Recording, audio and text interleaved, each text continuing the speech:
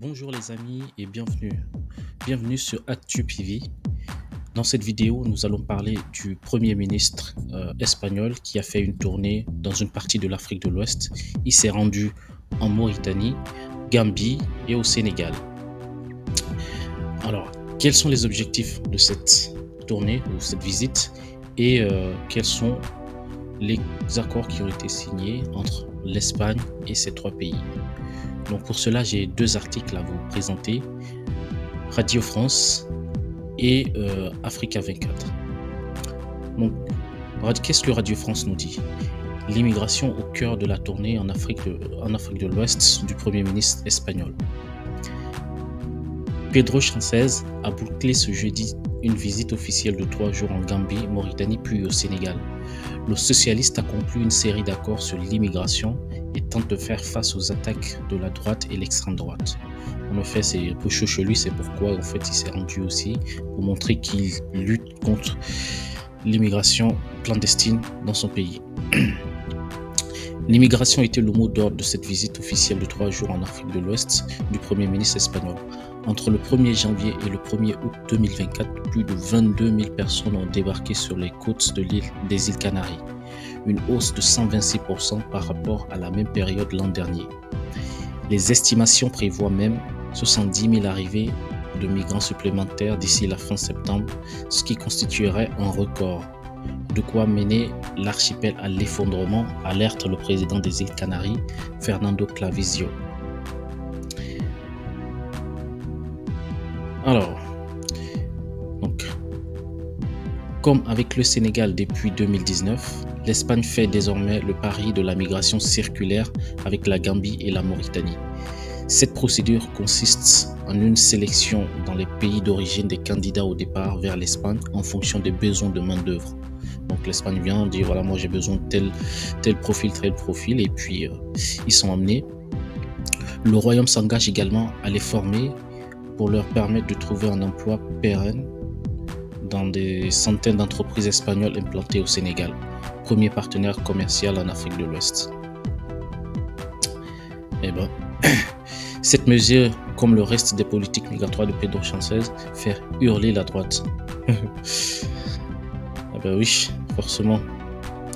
Le ministre du Travail issu du Parti communiste tempéré du 10 ou X, les auteurs de socialistes, Pedro Sánchez est donc pris en étau, d'autant plus que le Sénat a accepté l'examen d'une initiative législative populaire qui réclame la régularisation d'environ 500 000 sans-papiers. Et voilà, ça c'est le premier article. Je vais directement passer au second. Alors, comme je le disais, le second article c'est sur Africa 24 et donc Sénégal coopération avec l'Espagne face à la migration irrégulière. Donc je me suis permis de capturer cette image, c'est énorme, énormément de jeunes. Donc pour moi c'est un fléau pour les deux pays, hein. Que ce soit le pays qui reçoit ou le pays qui perd ses jeunes. Donc, le président, donc pas de jugement encore, hein, juste un point de vue. Le président de la République, Bassirou Diomaye Faye, donc le président du Sénégal, a reçu le 29 août 2024 le Premier ministre du gouvernement du Royaume d'Espagne, Pedro Sánchez, en tournée en Afrique de l'Ouest, après une visite en Gambie et en Mauritanie. Selon le président du Sénégal, cette réunion s'inscrit dans le cadre du renforcement des relations bilatérales entre le Sénégal et l'Espagne, contribuant à résoudre d'importantes questions liées au développement économique, à la sécurité et à la migration clandestine. Au Sénégal, le Premier ministre espagnol Pedro Sánchez a conclu ce jeudi 29 août sa visite officielle de 2 jours à Dakar, la troisième et dernière étape de son voyage en Afrique de l'Ouest, qui l'a d'abord conduit en Mauritanie, en Gambie.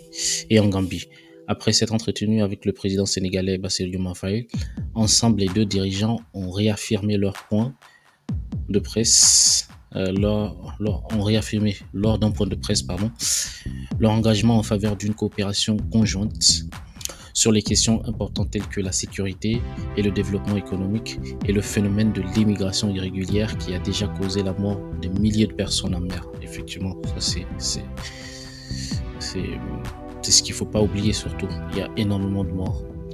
Donc là, je cite. Le gouvernement du Sénégal, sous la conduite du Premier ministre, travaille actuellement sur les voies et moyens de stopper les vagues de départ clandestines. Notre pays continuera à lutter contre la migration irrégulière avec ses partenaires dont l'Espagne. Mais à côté de ces mesures répressives, pourquoi des mesures répressives? C'est plutôt il faut éduquer, il faut informer, il faut aider. Une coopération plus étroite entre les deux pays est nécessaire pour lutter contre les causes profondes de ce phénomène. L'objectif du gouvernement du Sénégal est d'une part de développer des projets visant à fixer les candidats à l'immigration irrégulière dans leur territoire et d'autre part de promouvoir une migration sûre et ordonnée. Pour sa part, le Premier ministre Pedro Sánchez a souligné l'importance d'une gestion ordonnée des flux migratoires et a apprécié l'excellente coopération entre les deux États dans ce domaine. Tout d'abord, je dois reconnaître le grand effort que ces trois pays amis, la Mauritanie, la Gambie et le Sénégal, font pour freiner le drame des milliers de personnes qui risquent leur vie en quête d'une vie meilleure.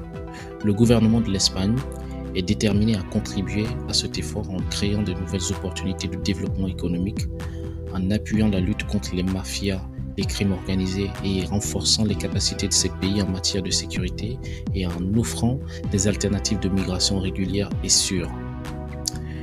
La tournée ouest-africaine du Premier ministre cette semaine intervient à un moment de hausse significative des arrivées en Espagne. On l'a vu dans l'article précédent. Des migrants irréguliers en provenance d'Afrique subsaharienne, selon le gouvernement espagnol, 31 155 migrants sont arrivés en Espagne au 15 août 2024, marquant une augmentation de 66% par rapport à la même période de 2023. Alors les chiffres sont un peu différents, mais bon, en tout cas, c'est un grand nombre de personnes qui débarquent. Au second semestre 2023, les Sénégalais constituaient, avec les Marocains, les plus nombreux parmi les nouveaux arrivants dans les Caraïbes, en Espagne. Et voilà, donc c'était tout. Quel est votre avis? N'hésitez pas dans les commentaires. Merci et à très bientôt. Ciao, ciao.